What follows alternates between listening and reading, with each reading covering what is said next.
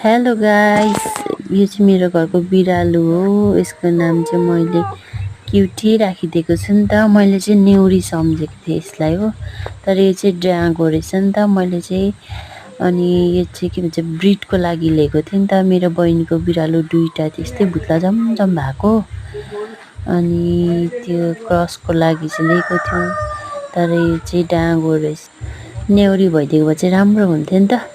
अनि यिनीहरूको बच्चा धेरै हुन्थ्यो, गाउँमा धेरैजनालाई बिरालो मनपर्छ नि त्यस्तै भुत्ला झमझम भएको। नेउरी भइदिएको भए चाहिँ म बच्चा अरूहरूलाई पनि बाँडिदिनु पऱ्यो सम्झेर लिएको थिएँ। अनि यसको नाम क्युटी राखेको थिएँ नि त मैले। आज चाहिँ यसले दिनमा भँगेर मारेर लिएर आएछ नि त, यसरी खेलाउँदैछ बिचरा, माया लाग्दो। अब यो अब उसले चाहिँ मुसा हो सम्झेको होला नि त बिचरा, कस्तो माया लाग्दो। अझै भँगेरा मारेर लिएर चाहिँ म्याउ म्याउ गर्दै आवाज पनि निकाल्छ नानी जस्तै। अनि तपाईँहरूलाई पनि कसलाई मनपर्छ बिरालोहरू चाहिँ मलाई भन्नुहोस् ल।